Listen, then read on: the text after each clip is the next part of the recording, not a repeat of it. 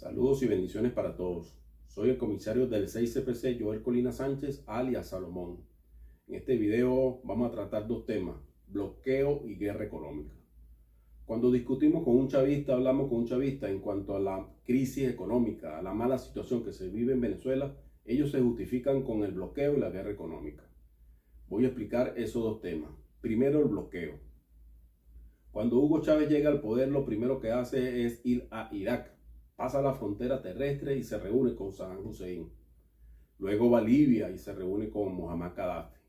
Igualmente va a Irán y se reúne con Ahmadinejad. Luego estrecha lazos con China y con Rusia. Y comienza una retórica, un discurso en contra de los Estados Unidos, antiimperialismo y todo ese tipo de cosas que decía el traidor de Hugo Chávez. Igualmente en una Asamblea General de las Naciones Unidas dijo que aquí huele a azufre, refiriéndose al presidente estadounidense George Bush. Entonces, ante esa situación hostil del régimen venezolano en contra de los Estados Unidos, lo bloquearon y era lógico. Por eso es que ese bloqueo se lo buscaron ellos mismos.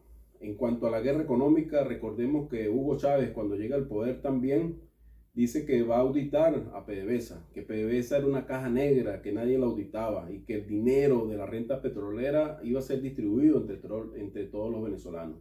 Pues fue totalmente falso. Cuando Hugo Chávez llega al poder, se producían más de 3.500.000 barriles de petróleo. Hoy se producen 500, 600.000 barriles y es mucho.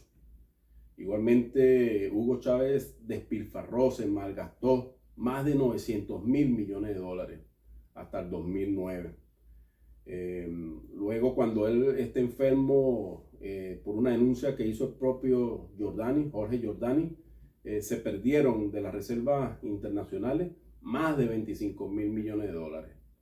Y los presidentes que han pasado por PDVSA la han saqueado. No se sabe cuánto se han robado en esos actos de corrupción. Por ejemplo, Rafael Ramírez vive como un conde, como un noble allá en Europa. El Aizami, según sus actos de corrupción, son más de 15.000 millones de dólares. Entonces, esa guerra económica se la han hecho ellos mismos. Si tomamos en cuenta también lo que es las expropiaciones, expropiaron empresas que eran productivas, Lácteos Los Andes, Agroisleña, Supermercados Cada. Igualmente muchas empresas que eran productivas en Venezuela se fueron.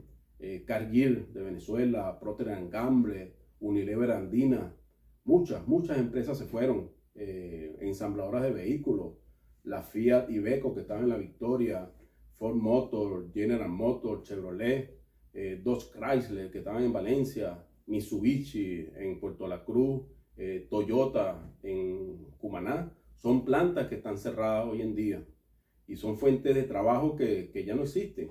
Entonces eso ha traído como consecuencia que el venezolano ha perdido el poder económico para trabajar, porque nosotros somos un pueblo trabajador.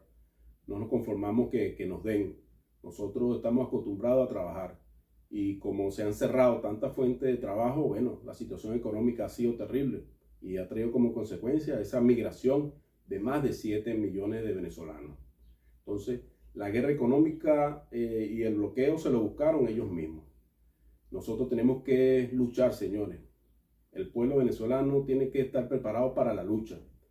Ya se expresó en el año 2024. Ahora tenemos que luchar para que el presidente electo, Edmundo González Urrutia, tome posesión del cargo.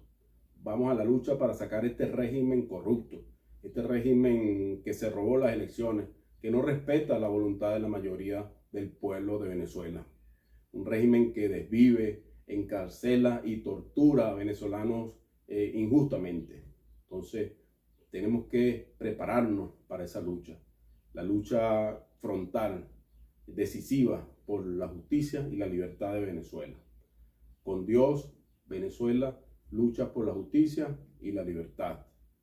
Muchas gracias y que Dios los bendiga a todos.